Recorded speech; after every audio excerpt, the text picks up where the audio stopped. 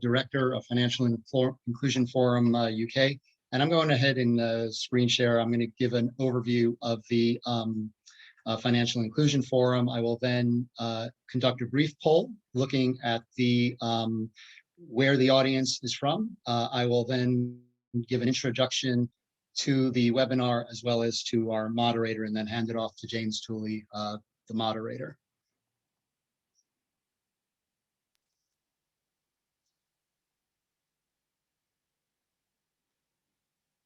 So everyone should be able to see my screen now, hopefully. As I said, the I'm the Executive Director of Financial Inclusion Forum. It was founded in 2005 as the Microfinance Club. It was renamed in 2015 the Financial Inclusion Forum. Since 2005, we've held 91 events. And the forum is run by an all-volunteer board, and including myself as the sole employee and the chairman, Paul Blythe. The mission of the Financial Inclusion Forum is to advance global financial inclusion by providing a forum to promote the exchange of information and ideas, promoting awareness of and support for the financial inclusion community, and connecting and networking market participants. Our work would not be possible without the support of our sponsors, which you can see here. If you'd like to become a sponsor, please do let us know. You can contact Kelly Jennings Robinson or myself at this email address, admin@financialinclusionforum.org.uk. And Kelly is a board member, and she will actually be providing the concluding remarks at the end of this session. Please also follow, like, and share our posts on social media, which you can find the links on our website. And finally, if you'd like to become an individual supporter, this is a QR code that links to our PayPal account. So feel free to snap a photo of that, and it'll take you to our PayPal account, technology willing. And if you'd like to support us there, or alternatively, here is a link, a support us link on our website. Finally, please do, if you want to learn about future events and happenings at the Financial Inclusion Forum, here's a link to our mailing list. And here's a list of our future events. I'm not going to read them all out. You can have a quick look through here. These events will be formally announced through our mailing list as well as our social media. So the order is still being changed a little bit, but we will be having events in the coming months. So please do sign up for our mailing list and check our social media. And I'm now going to stop the screen share, and I'm going to conduct a poll. Just to see where the members are from. So this poll, basically, we're asking where are you from. If you're traveling, just give us your home country. I'm going to launch the polling now. So it's the region that you call home. And so hopefully everyone can see that.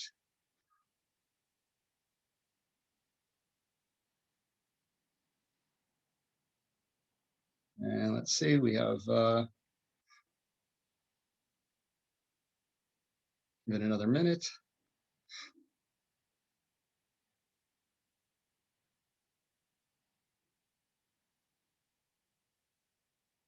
Okay, I think that's it. So I'm going to end the polling, and I'm going to share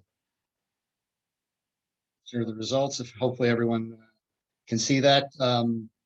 A good mix between North America, Africa, and UK, and some from continental Europe, South America, Latin America, and Asia. Okay, I'm going to sharing. So I'm going to now talk about the event and the genesis of the event, as well as introduce the moderator.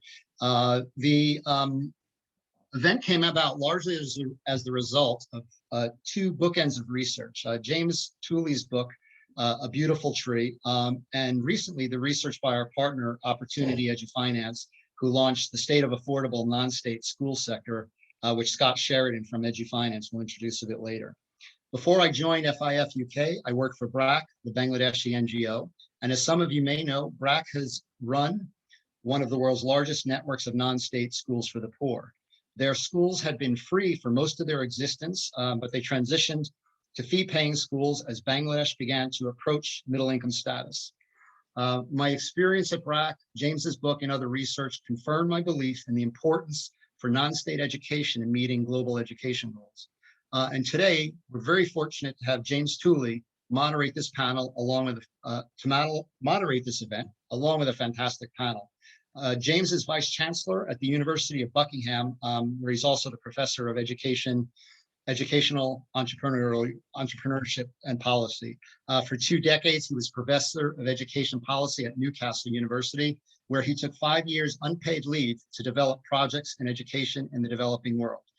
His groundbreaking research on low-cost private education has won numerous awards, including the Gold Prize in the first IFC Financial Times Private Sector Development Competition. His book, based on this research, The Beautiful Tree, won the Sir Anthony Fisher Memorial Prize. His work has featured in documentaries on American PBS and the BBC.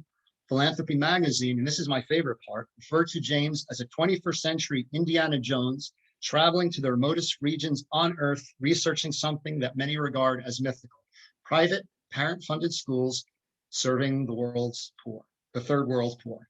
Over to you, James.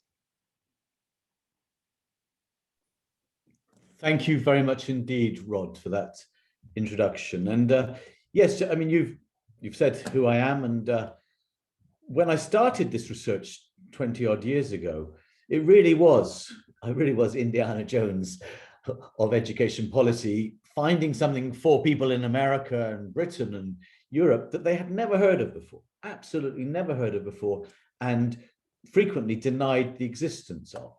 So now we all know low-cost private schools are here, they're significant, they're important.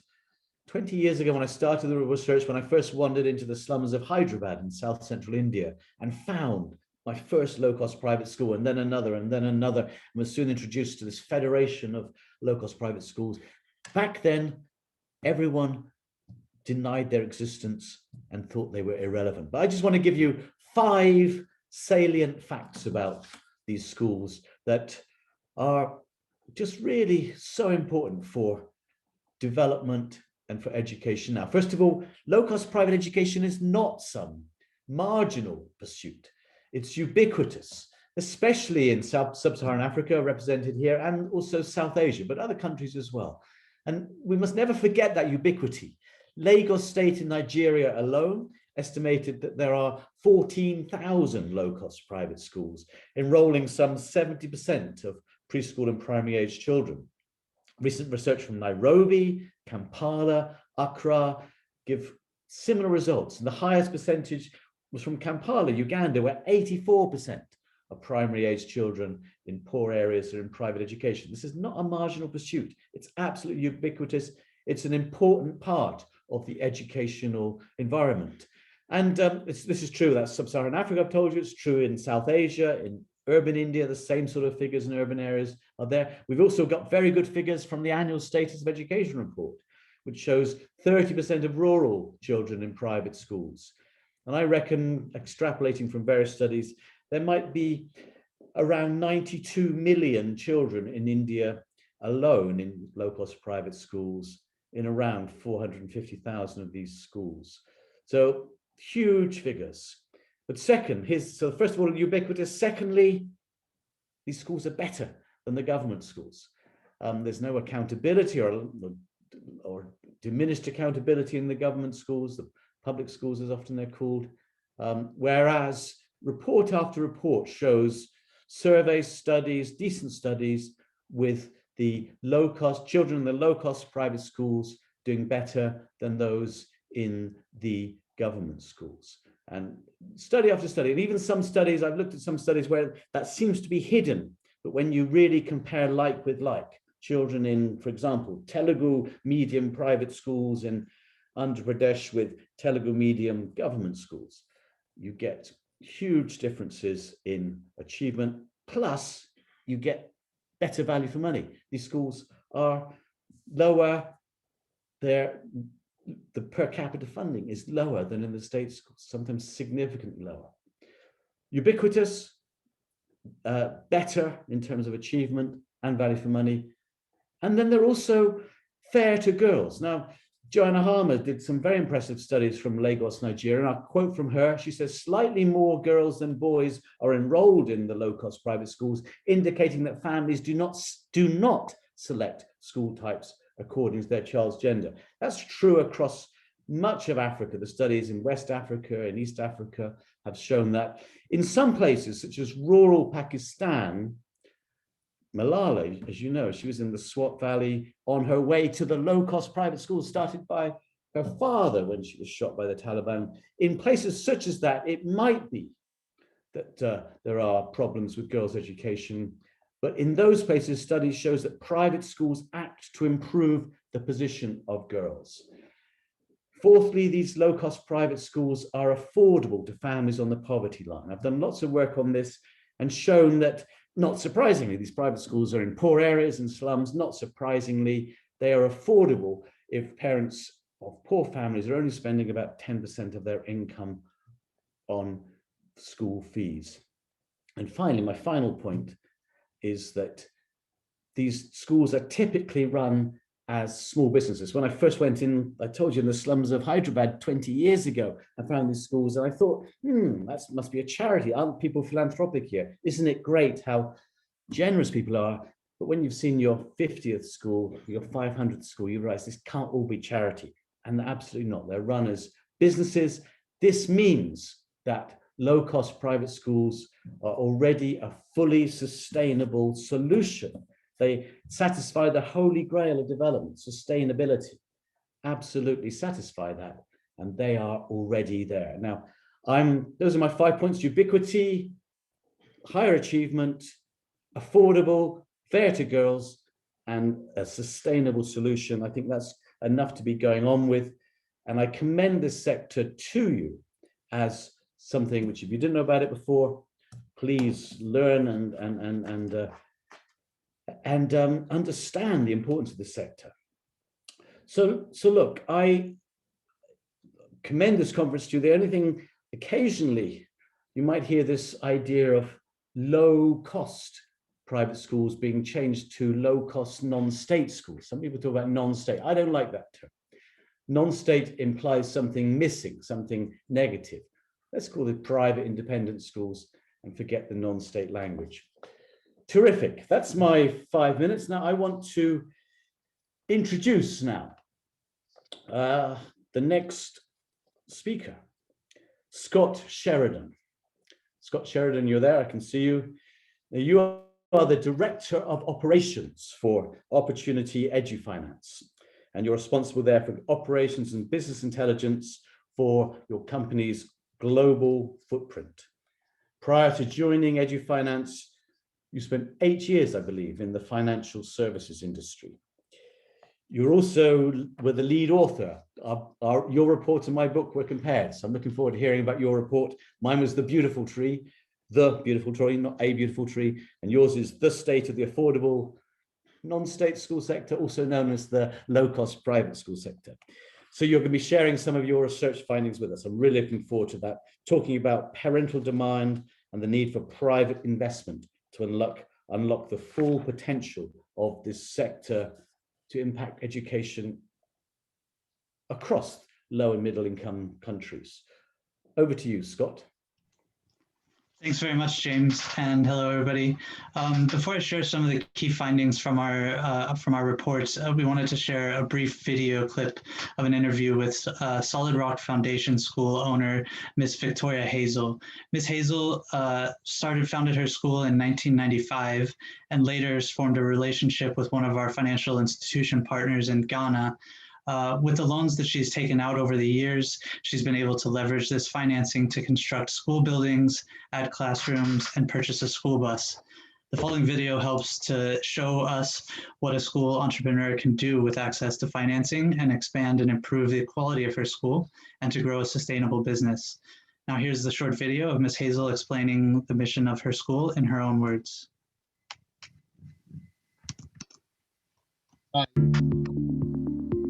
To enable the sound. Can everyone hear the sound? Our mission is to produce innovative leaders. And that is my main aim in establishing the school, to transform lives for the better.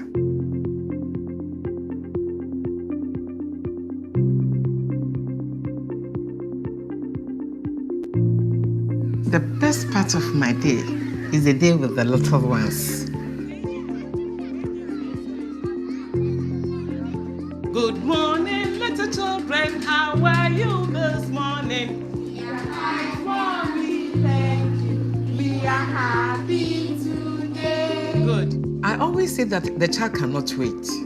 I talk to parents the importance of educating their children so that in future they themselves will smile. You see, education is life. Education is life. Now, when you step out with confidence. Who can be a user? Thanks very much for sharing that, Rod. Now we also wanted to, in order to get us warmed up, we wanted to take a short quiz on global education. Some of you may be familiar with the late Hans Rosling's book, Factfulness. Are you okay? Sorry, could we mute? You come at me and I'm going to. Can the people, panelists mute if you're not? Thank you. Okay. So I'm sharing my screen now. So Rod, yeah, everybody might be familiar with the late Hans Rosling's book, Factfulness, where he pointed out some of the common misconceptions that people have about the world with data. We've taken that inspiration to come up with a short three-part quiz covering demand trends, the education deficit, and funding. Rod, could you put up the poll for each of the questions?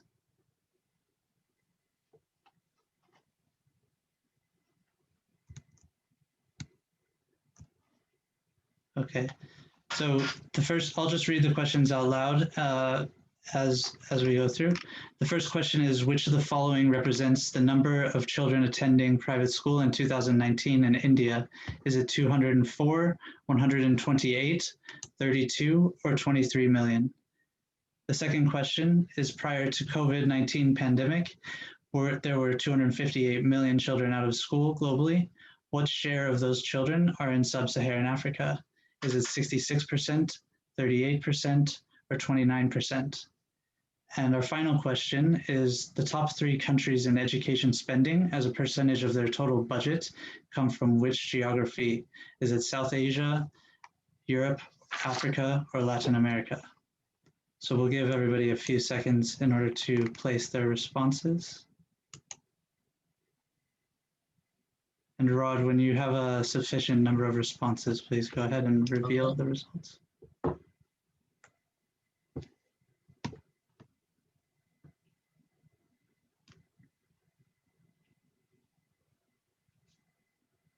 I'll have responses coming in, so I'll give it another 30 seconds or so.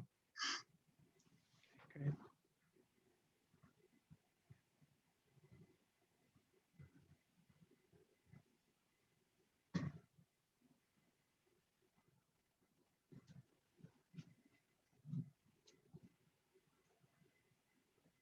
All right, I'm going to share the results.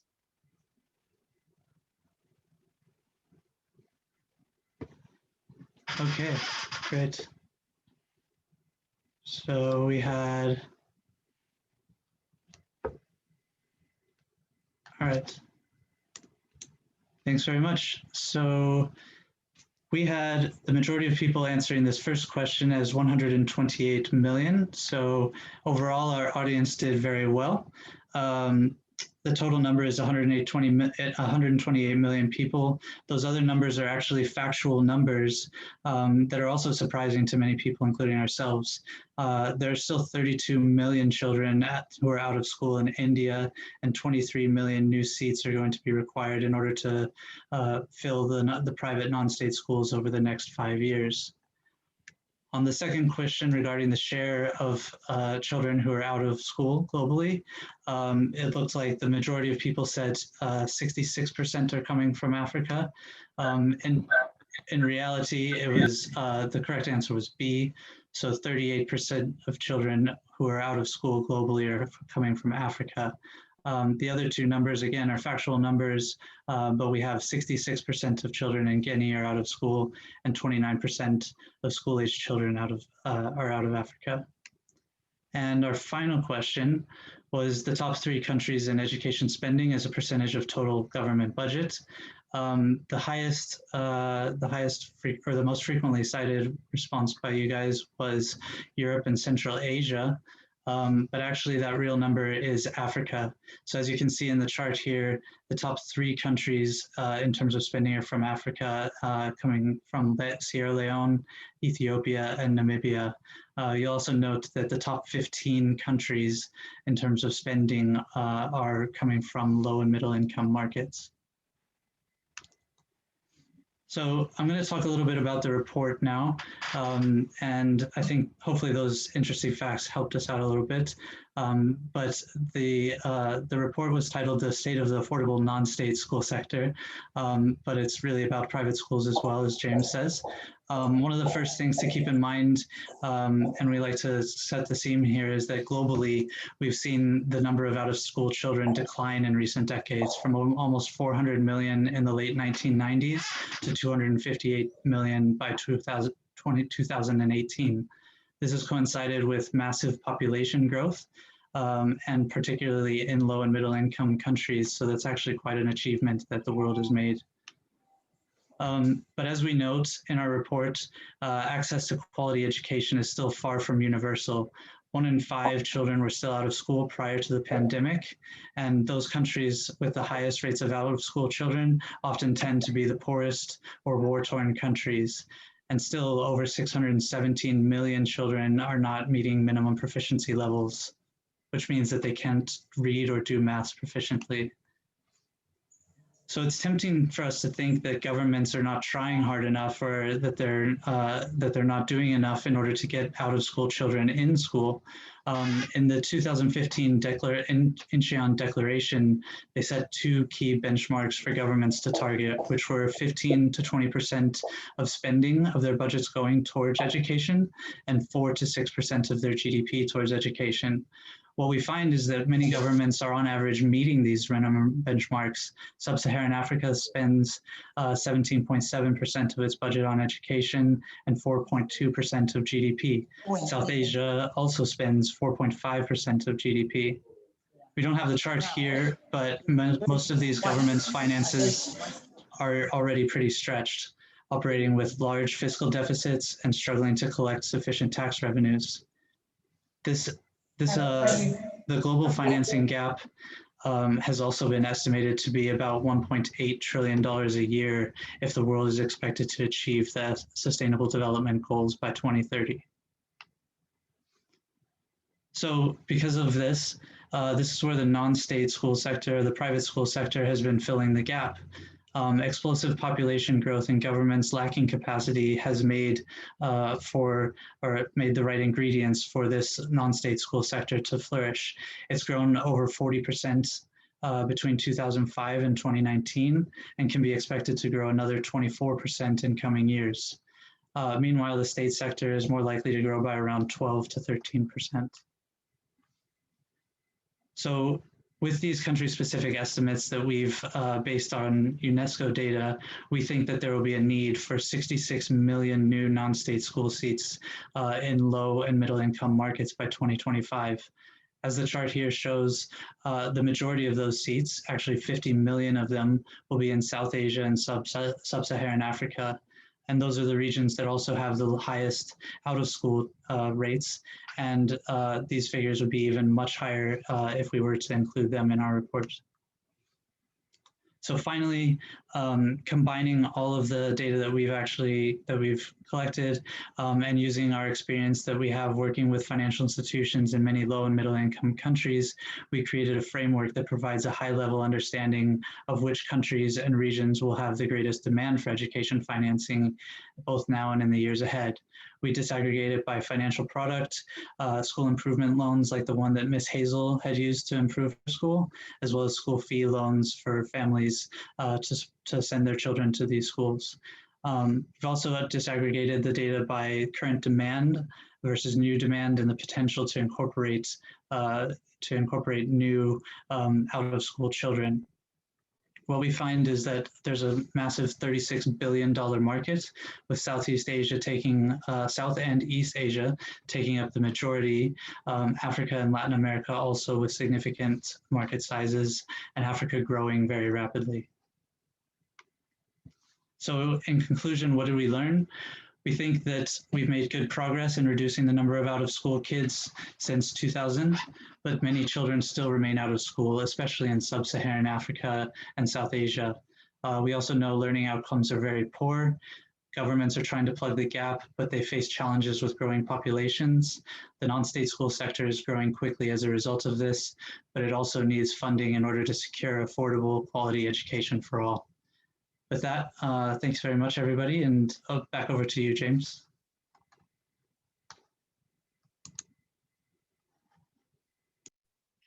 Thank you very much, Scott. Now, we've had the post-poll questions, haven't we? We've had the results of the poll. So look, it's time for me, I think, to go into the panel, and I'm really thrilled to have four fine panelists who will introduce themselves shortly. The format is this. You know, if you're using Zoom, there's a Q&A opportunity. You can post your questions on the Q&A. We're already getting some questions coming up now already. One from Timothy at the beginning, I can say straight away, yes, this is being recorded, and that will be shared to registered participants afterwards. So ask your questions.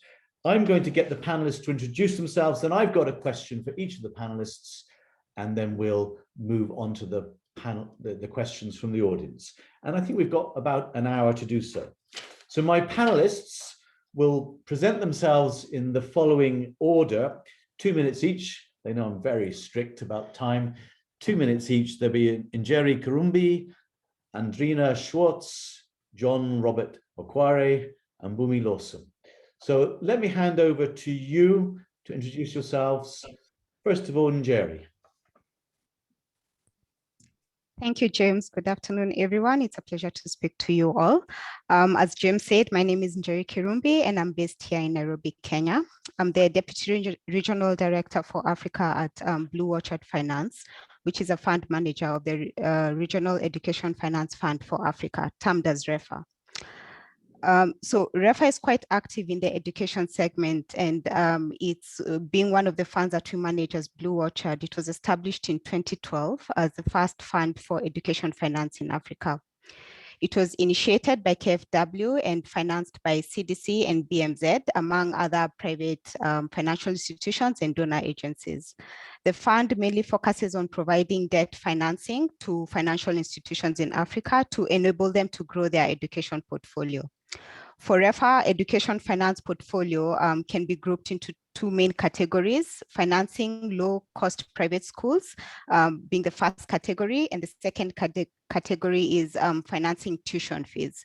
So this can be in the case of learners with families with that have salary income or MSME income, or as well as students. So through this model, the fund's main objective is to reach the lower and middle income households and increase access to quality and affordability education through our partner institutions, which are mostly financial institutions. I'm happy to be part of this forum, and I look forward to the discussions. Thank you very much indeed, Njeri. Now let me hand over to Andrina Schwartz. Great. Thank you very much, James, and pleasure to be here with all of you today. My name is Andrina Schwartz, and I lead Credit Suisse's Financial Inclusion Initiative, which is the bank's grant and technical assistance initiative focused on strengthening microfinance institutions and other financial services providers' ability to serve the financially excluded. As one of the first financial institutions in Switzerland to recognize the potential of microloans, and as a co-founder of Responsibility Investments AG in 2003, Credit Suisse has been at the forefront of financial inclusion and a leader in this space for nearly 2 decades now. And in addition to our philanthropically funded financial inclusion initiative, which is the one that I lead and which focuses really on strengthening the sector and scaling innovative solutions like the one that we are talking about here today, Opportunities EduFinance work, Credit Suisse also develops and offers financial inclusion and impact investing products to our private banking clients, such as the ones that are offered by Blue Orchard. And our investment bank also is active in capital transactions, including IPOs and bond issuances for larger MFIs. So in this way, we really try to ensure that there is capital available across the different levels of the industry so that it can grow. And we work through the Financial Inclusion Initiative with 5 carefully selected nonprofit organizations, among them Opportunity International, and really think of our partnership in a very holistic sense. So coupling the financial contributions that come through the Credit Suisse Foundation with the skills and expertise of our employees who support our partners through skills-based volunteering opportunities. Thank you so much, Andrina, for that excellent summary. And now let me turn to John Robert Okware.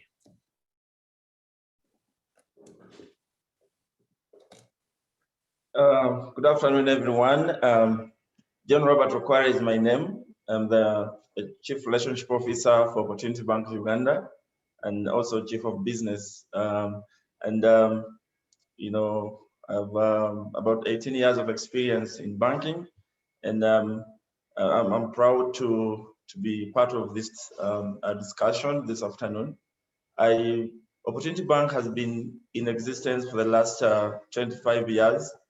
And we live to transform lives of people, to make lives of people and communities better. And we, you know, have done education finance for all the time we've been here.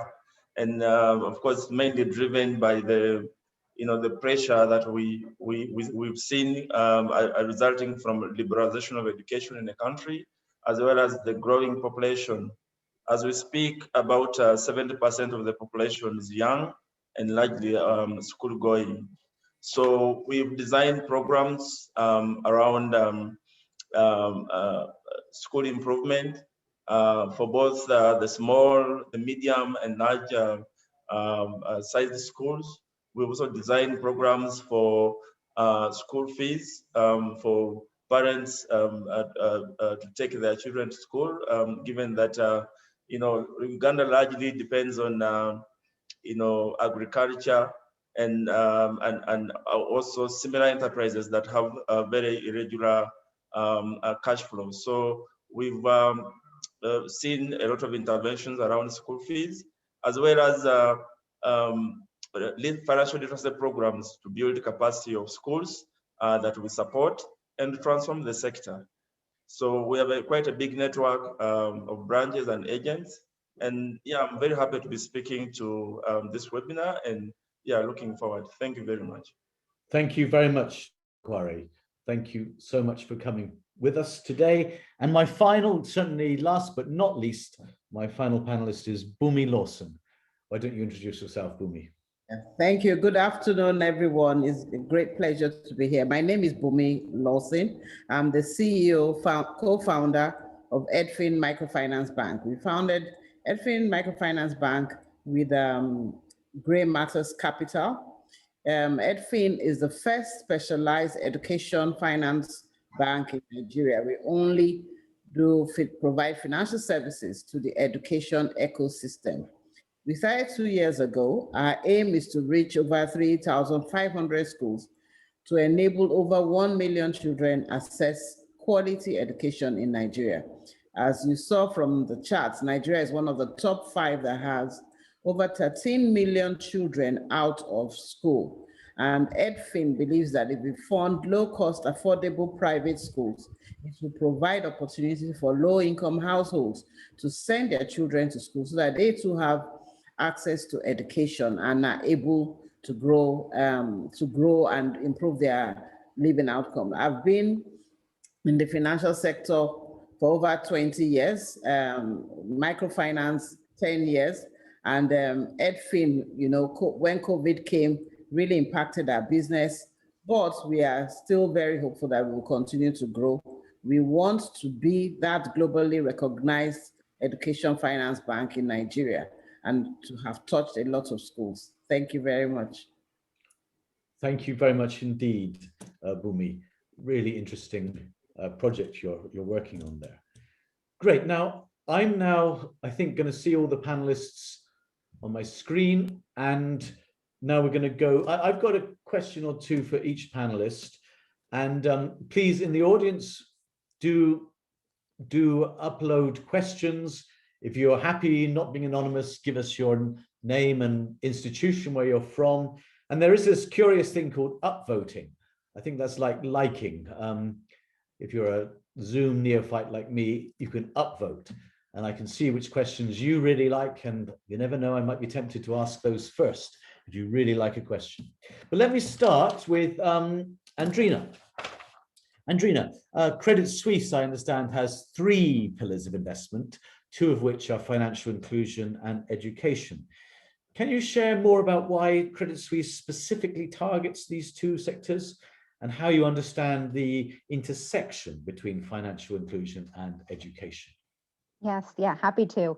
So Credit Suisse really sees education and access to financial services as key drivers of growth and an effective means of empowering people. And so financial inclusion, we spoke a little bit about that during the introduction. That is one of our pillars. The other we call future skills. And under that umbrella, among other things, we really aim to facilitate access to education, but also to support and strengthen education systems, structures, and professionals. And so the way that these 2 come together is well sort of illustrated by our relationship with Opportunity International, in that we think, and we know that access to financial services is not an SDG in and of itself, but we really think of it as key in accessing other essential services in the formal economy. So that could include education or health or nutrition. And therefore we see access to financial services as an enabler to the achievement of the Sustainable Development Goals. And so we've aligned each of our partnerships with one of the SDGs, and of course, in this case, with Opportunity International, SDG 4, quality education. And what's come up in the introductions and in the content so far as well, is that there are places in the world where governments may not be able to provide the quality of education. And that's where there's a role that the private sector can play in helping to add more seats for students. This, of course, requires money. This is where these loans, the school improvement loans, the school fee loans come in so well. So the partnership with Opportunity International, and as sort of early funders of the education finance work that they've done, we've really sought to scale the availability of those loans, and thereby sort of bringing together those 2 pillars, using financial inclusion, access to financial services as a way to enable access to quality education. Okay, that sounds very interesting indeed. Andrina, I'll come back to you in due course, but let me move to Njeri Karumbi from Blue Orchard. So can you give us more detail, describe in more detail Blue Orchard's investment process under REFA, the Regional Education Finance Fund for Africa, and what you're looking for in a financial institution which offering education financing? And obviously, I'm really interested in particular about the low-cost private schools, the criteria, investment criteria there. Thank you for your question. So to start with, on the investment process for REFA, it's from 2 angles. We provide debt financing and also technical assistance. For the debt financing, it's mostly targeted to financial sector. And for us, financial sector is banks, microfinance institutions, credit-only institutions, and possibly also other finance companies that we've seen pop up in the Africa continent that have an existing education portfolio. As the funding would go directly to the financial institution, our credit assessment will be based on this institution.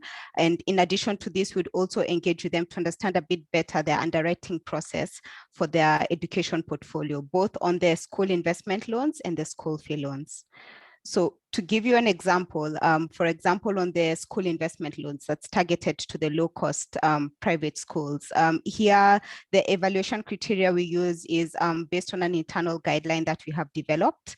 And this guideline mainly focuses on three key criteria, if I would summarize.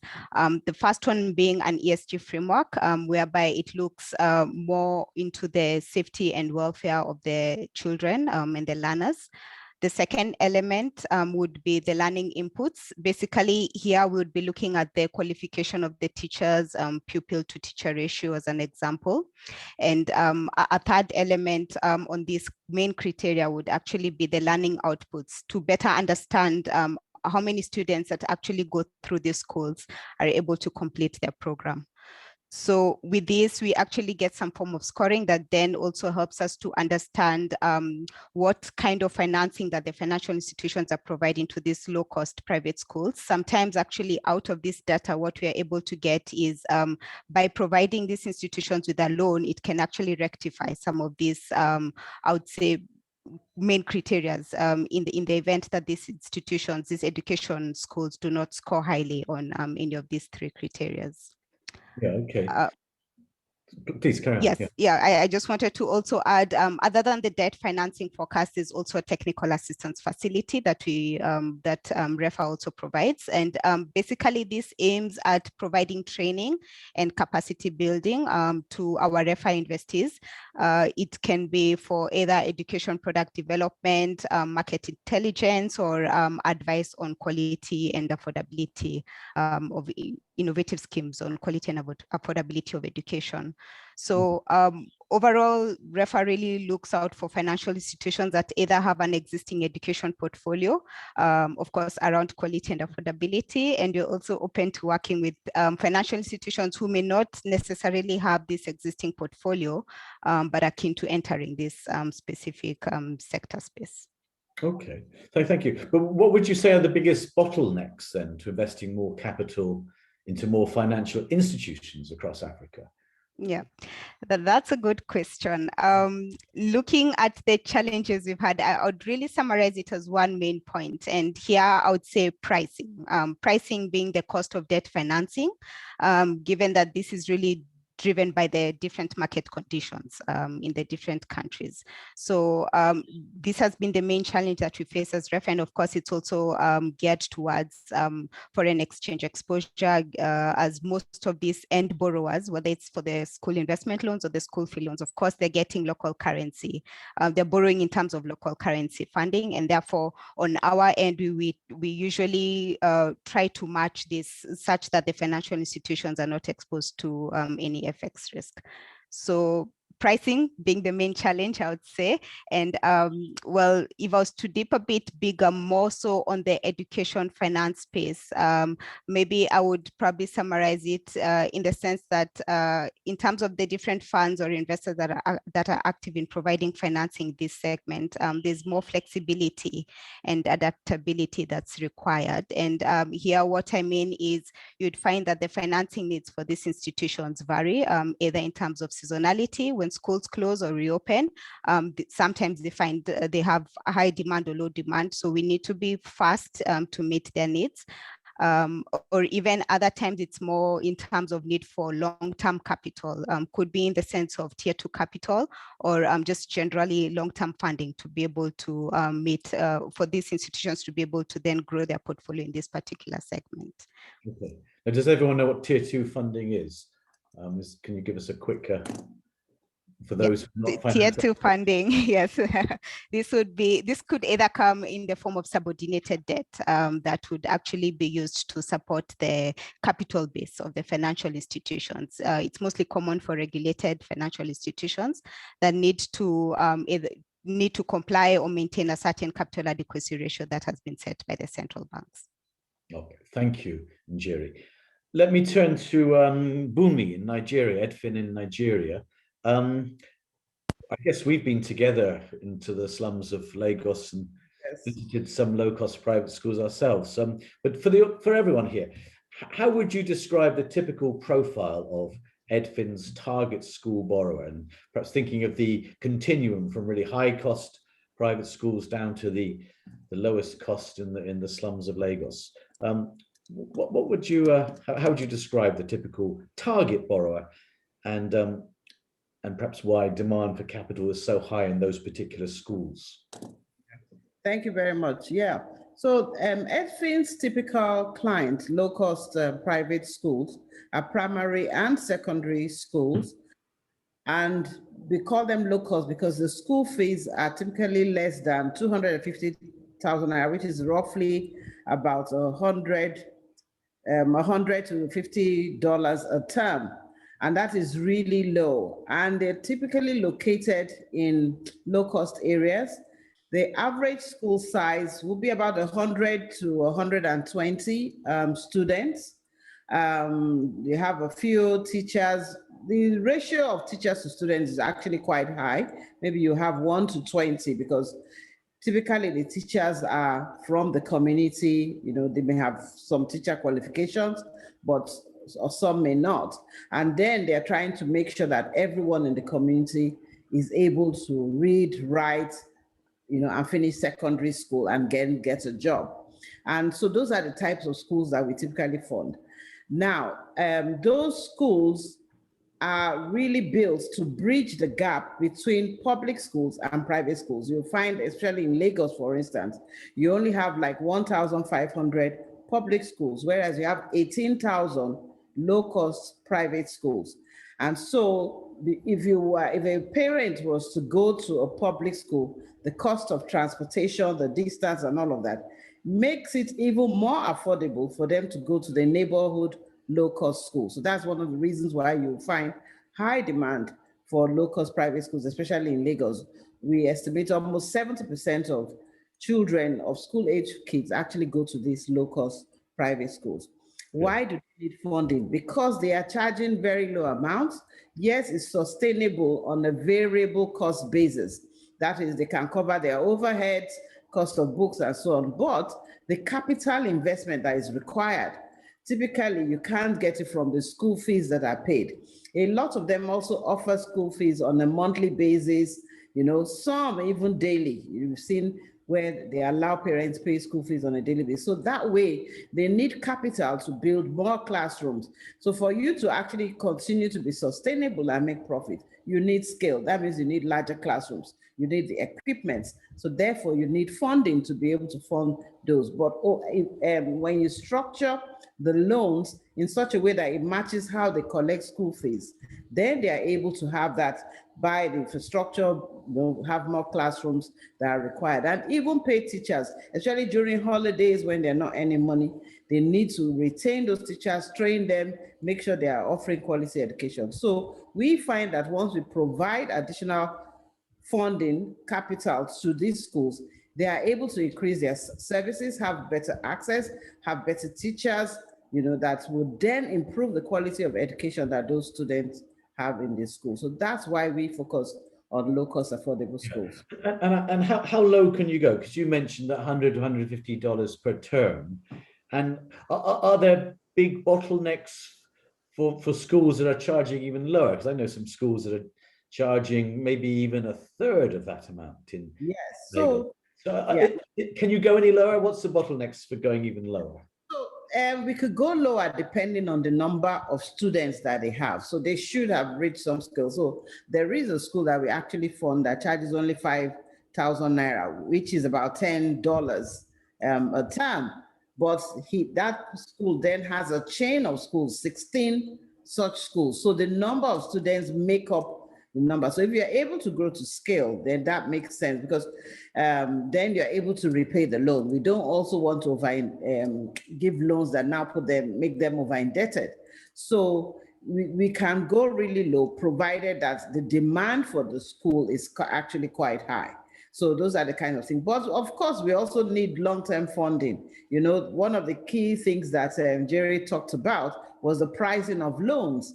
If we can get cheaper long-term loans, then we too can actually afford to extend those lower cost loans to our schools. And that's one of the things that Lagos State recently did, to have a dedicated education fund, single digits. We partnered with Lagos State to be able to ensure that schools get these low cost loan. So that means we can actually go further down market.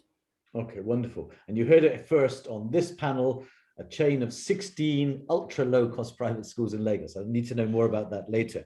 John Robert Okware, let's go to you now. So your Opportunity Bank Uganda, which is incredibly interested in investing in the education sector. It's overweighted, I think we could term it, in education compared to similar institutions offering education finance. Why are you so motivated in education? Is it to do with bottom line, social impact, or what? Thank you very much, James. Quite an an interesting question. I remember when we're starting our education program. We're seeing first of all a lot of pressure on the government, and as Scott mentioned earlier, because of the growing population in the country, of course the government couldn't support schools, and the schools that were available were not enough for the to accommodate all the children.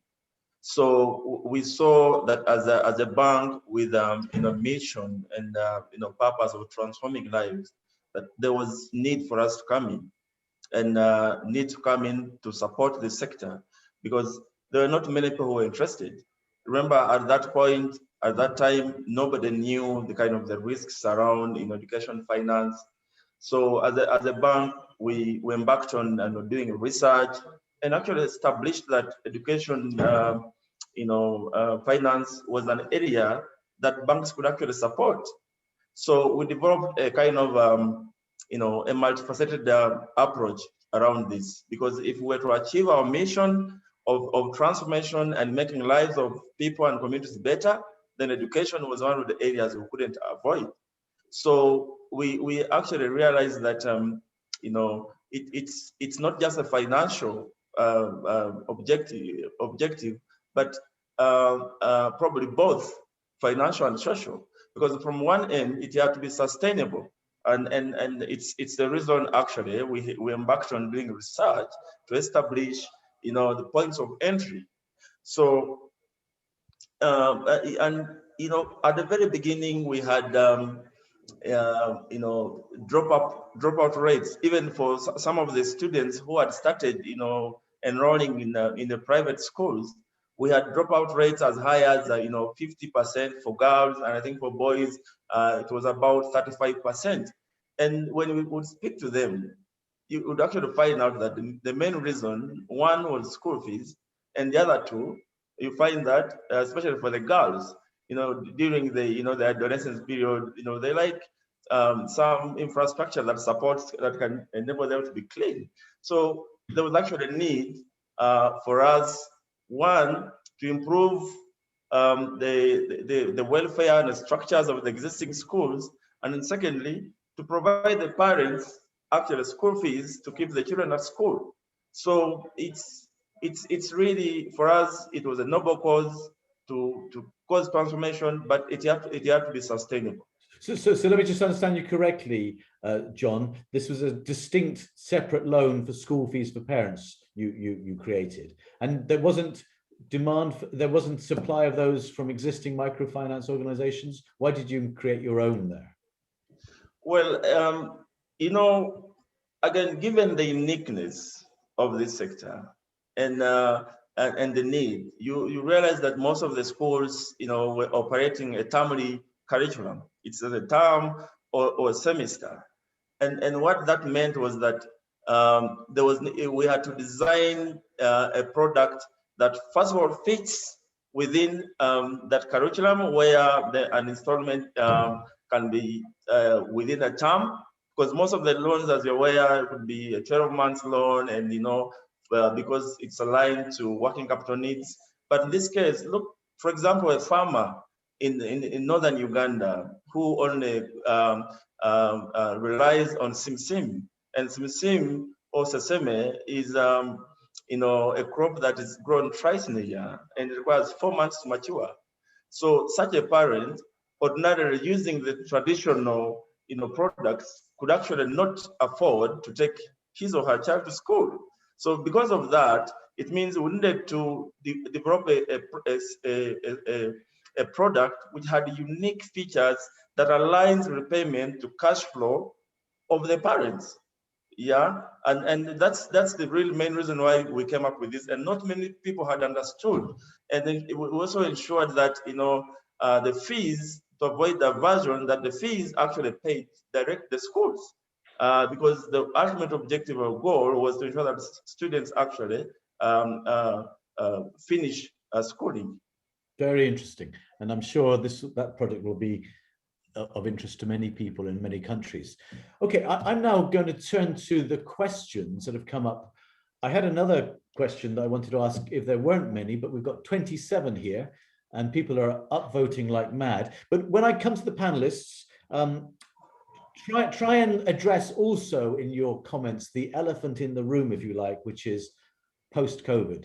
All the data we've heard is pre-COVID. I know, and you will know, of many, many low-cost private schools closing, being forced to close by lockdowns and so on. So if you can address that in some of your remarks, that would be great. Now, before we started this upvoting, whatever it's called, I did see the first question was from Abdish Tarar, and there's absolutely no favoritism going on here. Just the fact that he's my PhD student, or one of my PhD students, is irrelevant, but he's been doing work in Somalia. And he's got two questions. One is, does anyone know what's going on in Somalia? And second, what about not only access to finance, but access to being able to manage finances effectively, financial management training? So on either of those questions and addressing the elephant in the room, I mean, Nigeri, do you have anything to do with Somalia from your office? Does the Regional Education Finance Fund for Africa work in Somalia or Somaliland or Puntland? Well, that's a good question. I would say as of today, we are not working in Somalia, but we are very interested in looking at the opportunities that are there. So yeah, I would be a bit limited to comment on Somalia. Yeah, but Yeah. you would be interested. So maybe you can get in touch. Yes, yeah, I'll definitely get in touch with him. Anyone else working in Somalia or would like to answer that second question, which is about, it's fine giving finance, but people haven't got the financial management skills. And so how do they cope with that? Does anyone want to come in here? Shall I pick on someone? Yeah, I can. James. Boomi first. Okay. Yeah, so in terms of access to finance, we also actually organize training for school leaders to actually help them manage finance. So especially during COVID, when schools were closed, it gave us an opportunity to run a lot of webinars. And so we ran webinars, not only just teaching them how to manage their books, but how to use technology to do so. So we had a number of free software at that time, accounting software that we highlighted how to use it to keep their books, provide them with training, how to, ensure that they are looking at their loans, can they afford it, interest rates and things like that. So we do provide a lot of training, and we actually have a dedicated unit that we call value-added services that not only looks at how to manage a school as a sustainable business, but also things that are really related to education. So with those that are related to education, like improving teachers' ability to teach, the pedagogy, curriculum and things like that, we partner with organizations. And because we are the bank, we have a number of schools, we're able to get it at a good value, sometimes even free, that they then share with the school. So that really helps the schools. And that's what I feel helps most of our schools to actually survive during COVID. In EduFin, we haven't, less than 1% of our schools actually have decided to close down and not run schools. Most of them have now reopened because we were able to, provide them with opportunities to start up a blended learning system. So one, using radio, data is expensive in Nigeria. So we had to use radio, teach them how to use WhatsApp, scheduling time, conserving data, and all of that. So those are some of the things that we actually did. And we had to restructure loans and give them extra, almost 5 months extra to actually repay the loan. So even though it wasn't interest-free, but at a reduced interest rate, to enable them to structure and just still match it to COVID. Because for us, COVID, the impact of COVID, it was more a timing issue that, okay, schools are going to go back. Parents are still going to send their children to school. Yes, there is struggle to pay the school fees, but education is important. And that was what we did.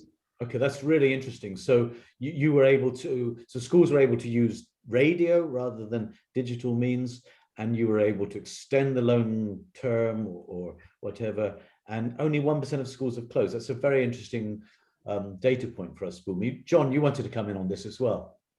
Yeah, sure. You know, as a bank, even, before COVID, we were running a curriculum for, building the capacity of school proprietors and, executives of schools.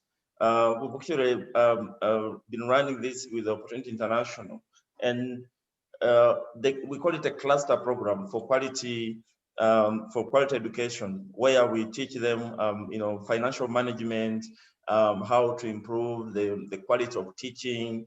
We actually developed content that we share with the schools, and every term during the holidays, we bring them to a central point. We bring between 50 to 100 schools for a whole week, and they are, taken through some of the ideas around, making their schools better. And this program also extends to the parents, because remember, the parents under the school fees program, they need to pay their school fees. So we've a financial literacy that also our staff, actually, prior to financing the parents for school fees, especially the micro clients, because remember, just for your information, our school fees are really as low as $25 per term for some of the schools.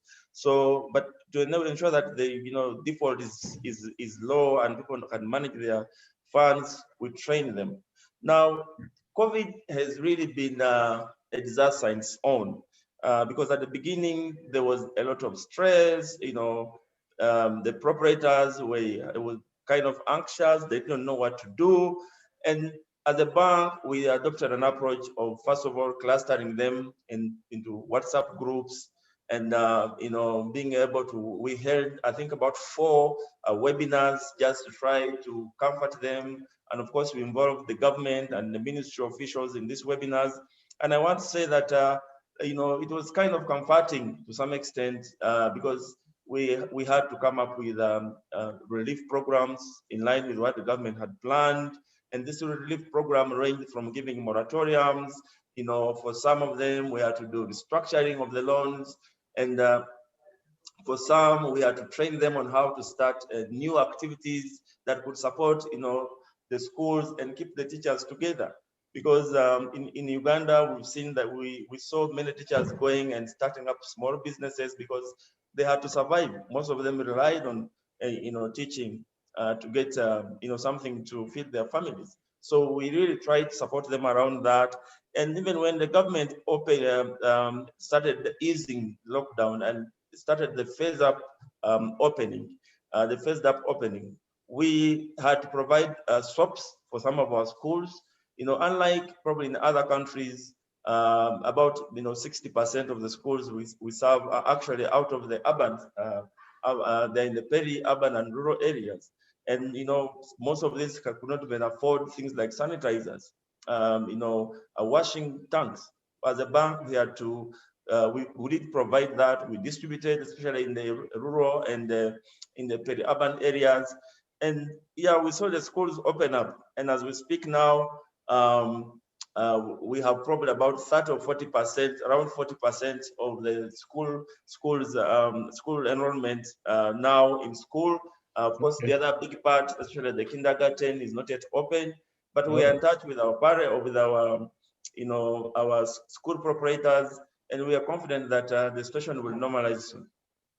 Okay, thank you very much, John. And another data point then, the schools are opening a little after lockdown, government lockdown. That's positive. I've got a question now for Andrina and Jerry, and the question is from Tony Owundo to Blue Orchard and Credit Suisse. Do you provide credit guarantee schemes that will increase the appetite for financial institutions to finance private school investors in markets considered high risk, such as refugee settlements, refugee hosting districts, possibly you could even throw in Somalia into the picture there. And again, if you want to also link in the elephant in the room, the lockdowns and so on to your answer, you can. So start with you, Andrina. Sure, and I really very much wear the Financial Inclusion Initiative hat during this conversation, so more the grant-making part of the work that Credit Suisse does in this area. So when we think about sort of the spectrum of financing or investing or providing funds in this regard, we think of grants as sort of the I guess the risk tolerant capital, in the sense that we're not expecting a return per se. So when we first provided funding to education finance to test the approach, sort of gain data, et cetera, to then be able to sort of grow an idea and a concept, and perhaps then go down the line and work with entities like Blue Orchard to then sort of craft a product that others can invest in. So I guess I would that sort of hand over to Njeri to provide a bit more on that front. Thank you, Andrina. Thank you. Thank you. So what I would say is specifically for Africa, we've actually looked at different guarantee programs. There are some regional banks that do provide this, where we're looking at how we can partner with them to then provide some credit guarantee programs to our partner financial institutions.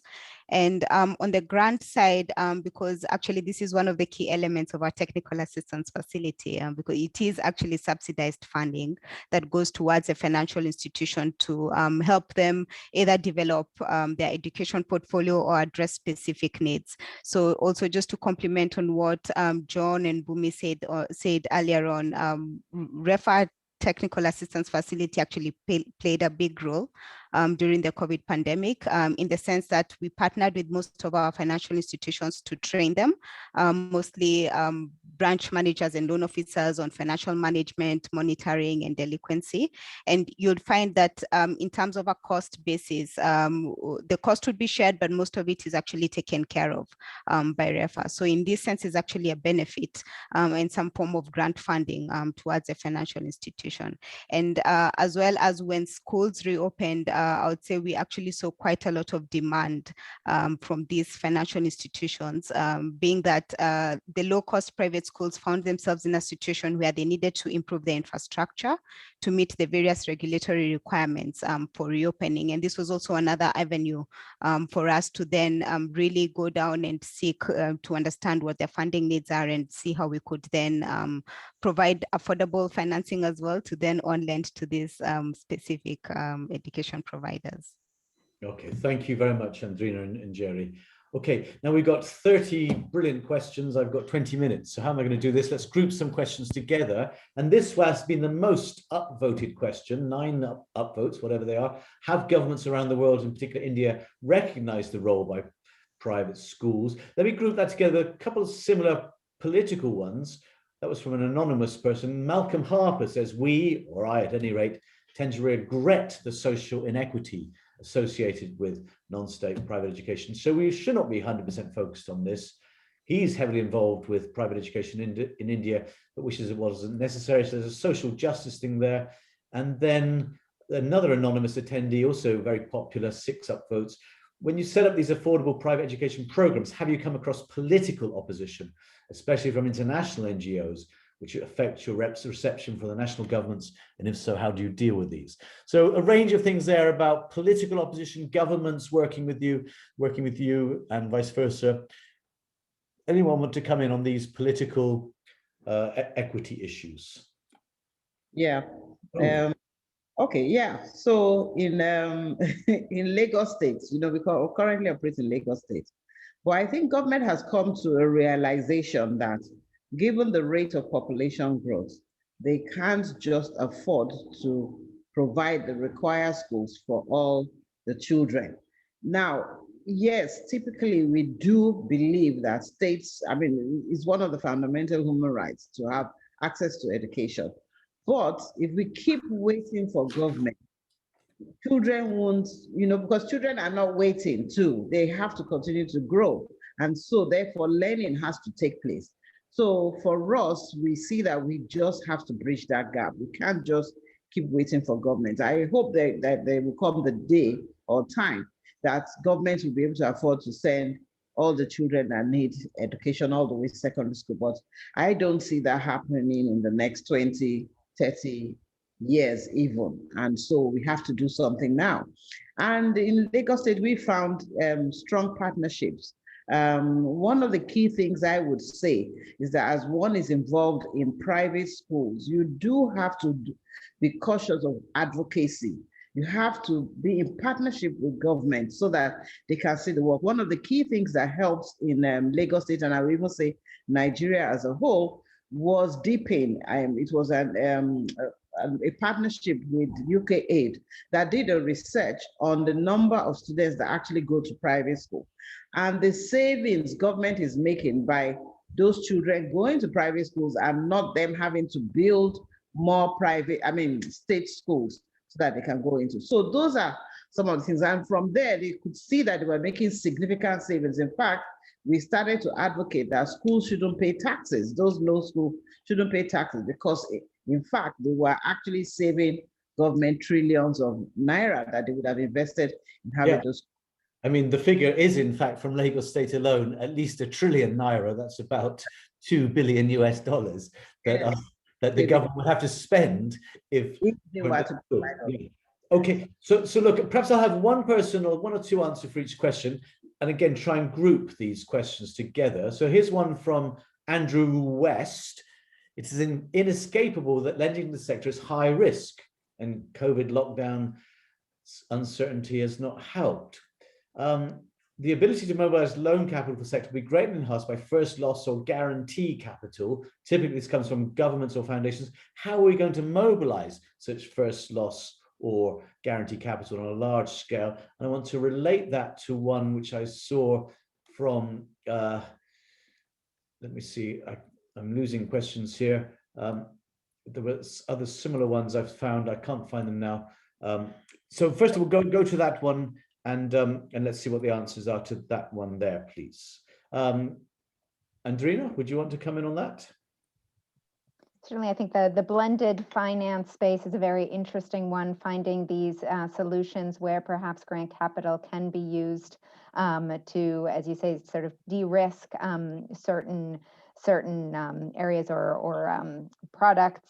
Something we're looking into at the moment from a foundation and financial inclusion initiative perspective. I don't know, Jerry, if you'd be keen to provide a little bit more color from where you sit. Yeah, yes.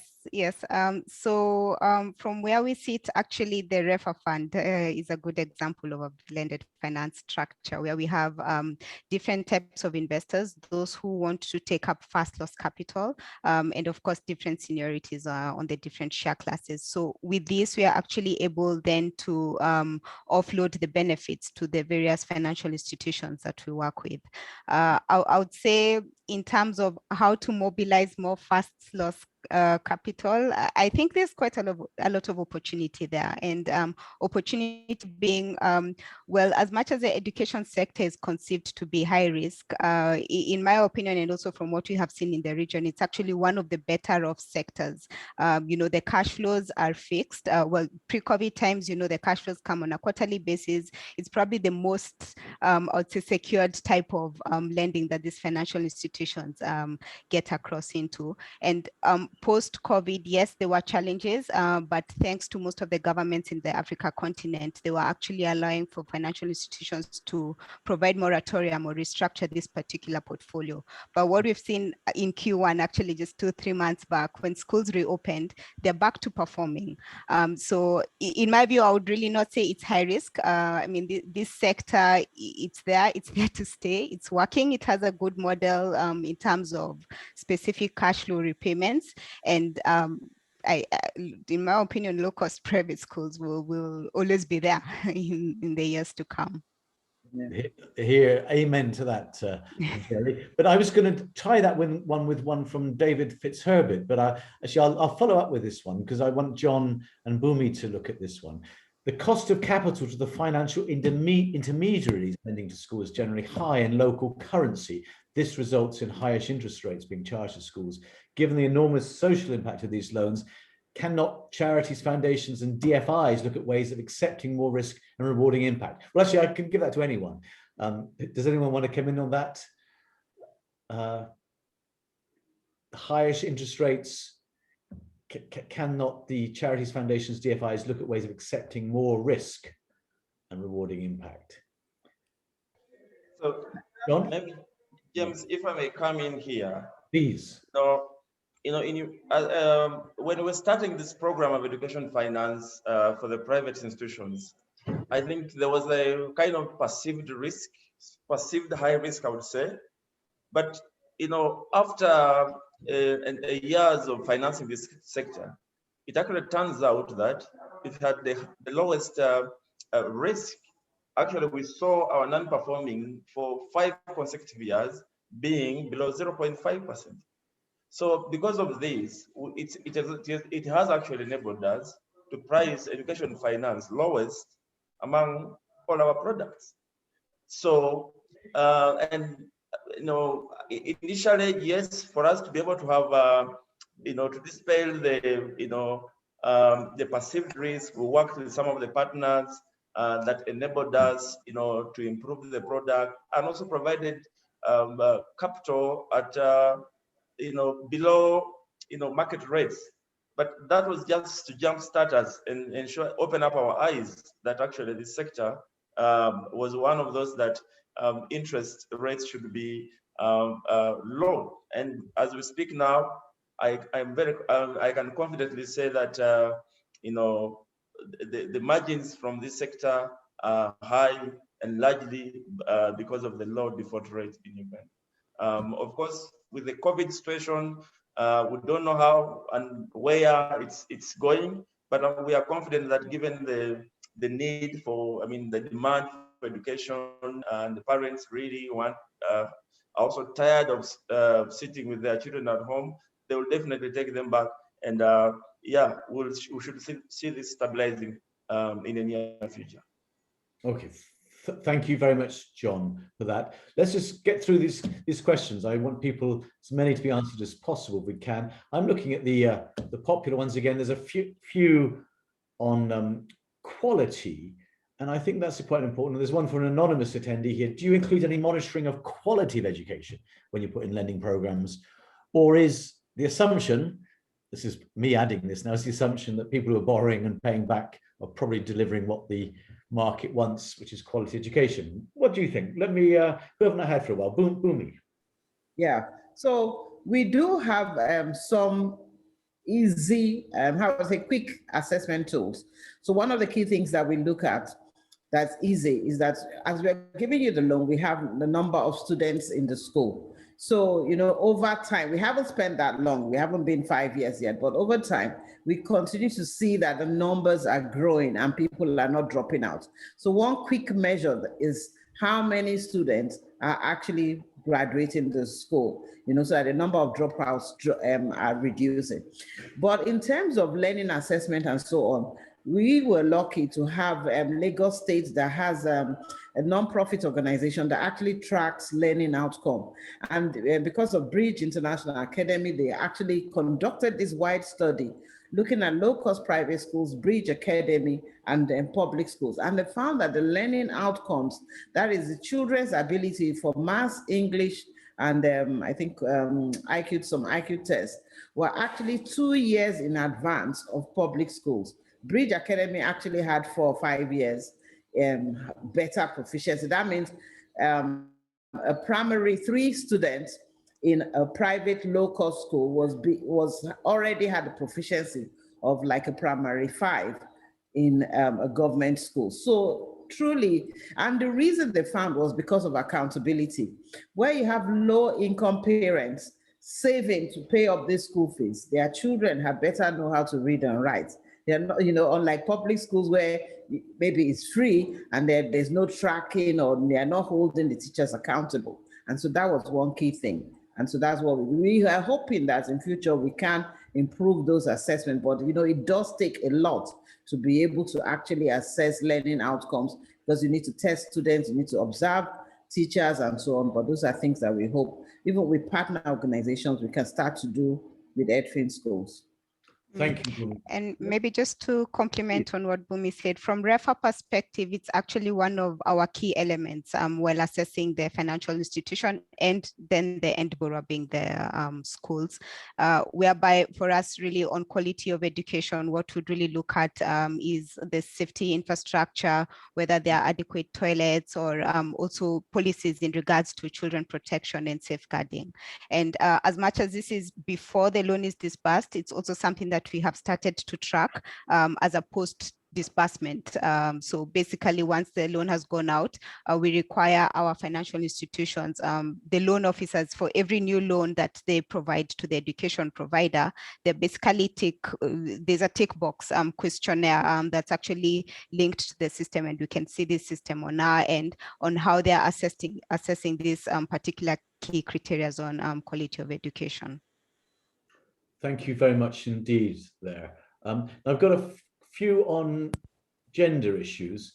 I've just lost one, actually. It just seemed to have disappeared. I think it was from, there's one from Amara Raza Ali, who's asking particularly about access to girls and long-term funding for girls' education. So perhaps someone, he's mentioning Pakistan in particular, and then Lorraine Kiswaga was mentioning particularly, I think, the Ugandan experience with these, was this right, the loan products for parents. Are they typically funding their girls or their boys or both, or what? So does anyone want to come in on the gender issue? Andrina, is that something that you're interested in answering? There we go, struggled with the mute button there for a moment.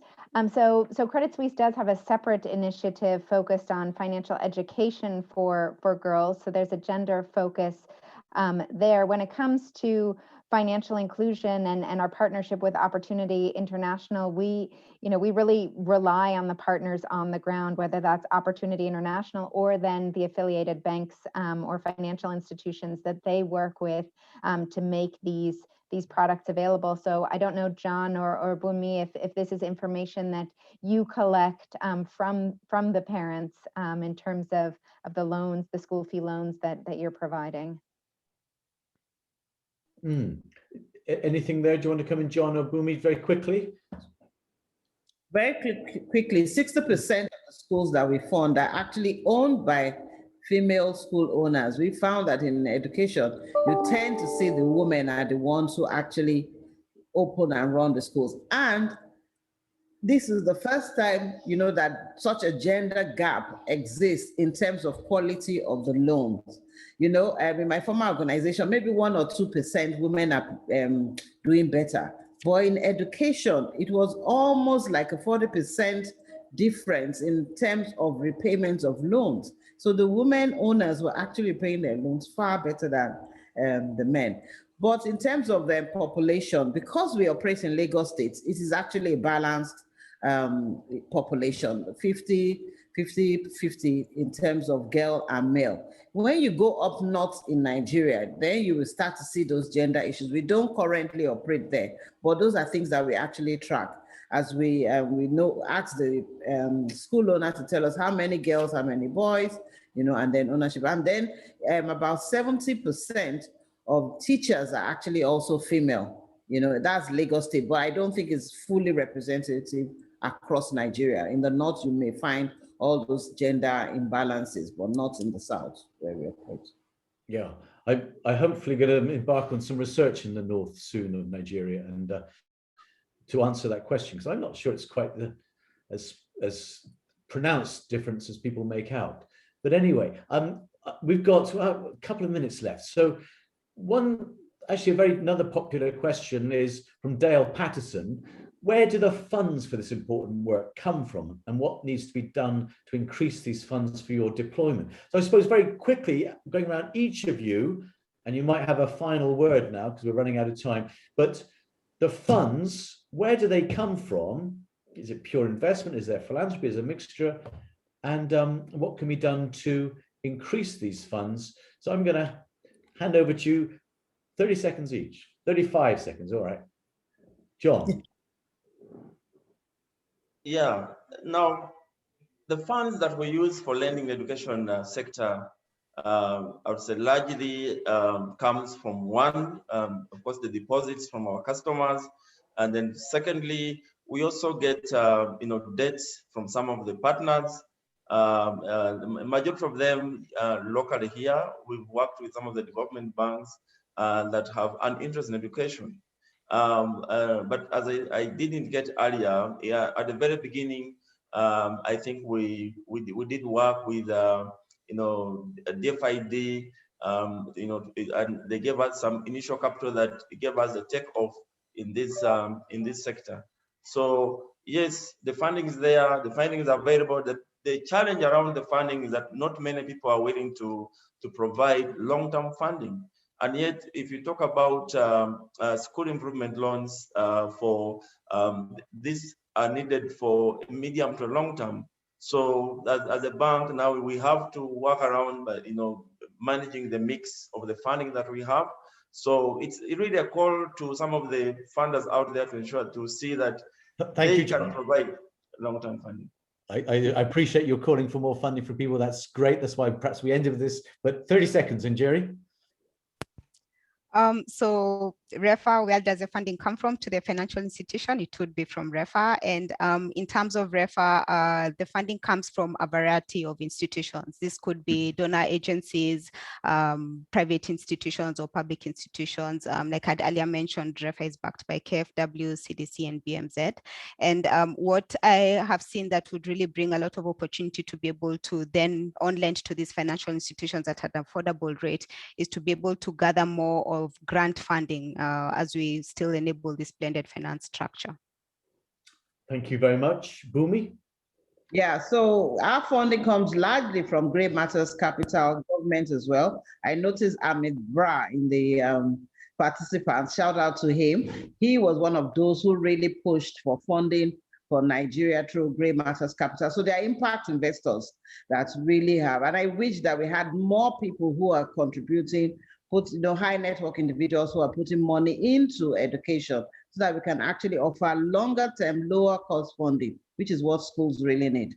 And who did you name check there, Boomi? I didn't catch the name. Bra, he's in the audience. So it was Grey Matters Capital, but he was working with Amit Bra was working with Grey Matters then and grassroots to help promote EduFin in Nigeria. Excellent. Thank you very much. And finally, Andrina.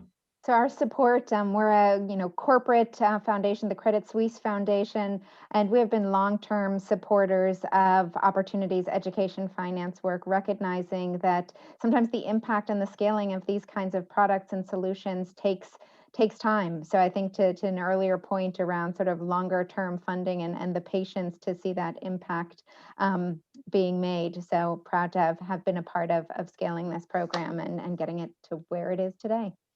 Okay, thank you very much indeed. I'd like to thank my four panelists, Andrina Schwartz, John Robert Aquari, Jerry Kurumbi, and Boomi Lawson. We've got so many questions here. We could carry on for another hour, and your interest and enthusiasm, I'm sure, would take us there. However, I've been told I've got to stop now. So I'm going to hand back to Kelly, I think, concluding remarks. But thank you so much. In a normal circumstance, we'd applaud each other, wouldn't we? But imagine us all applauding. Hear it from the stage around. Virtual applaud. Thank you very much, James. It just I've been given the honor of making concluding remarks today. My name is Kelly Jennings Robinson. I'm a board member at Financial Inclusion Forum, or FIF, as we like to call it. And I think we can all agree that it's been absolutely incredible journey this afternoon through the intersection of education finance and the potential that education finance, financial inclusion, and the potential that it has in low to middle income countries to make an impact on the global landscape, specifically through low fee, low cost, affordable, state, non-state, private schools, whatever we want to call it. It just reminds me to say a huge thank you to Dr. James for such a fantastic moderator, our extraordinary panel, Andrina, Boomi, Jerry, and John Robert. I want to say thank you. I'd also like to say thank you very, very much to our friends and colleagues at Opportunity International, Scott, Andrew, Carrie, and Catherine for all your exceptional work on this. And finally, our board members. Someone muted me. Can you hear me now? Our Financial Inclusion Forum board members, thank you so much for coming, as you always do. And a final big thank you to all of the attendees who've come today. The questions were exceptional and it really made for an interesting discussion. Just a few bits of housekeeping as we just go over the hour. We've had a lot of questions here today. Some of them haven't been answered. What we generally do after sessions like this is we take them away.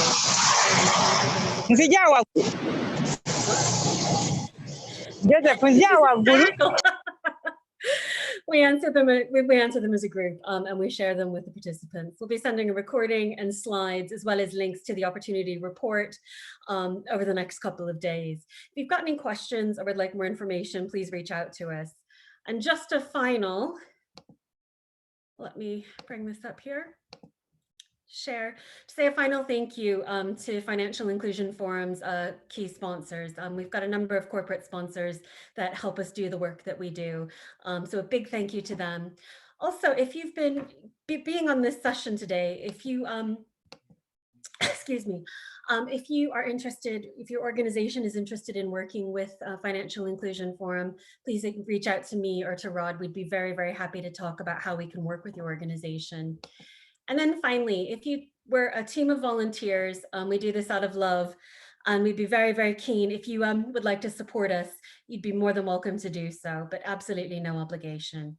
So I'll say thank you. Have a lovely afternoon, and we'll see you soon. Bye-bye.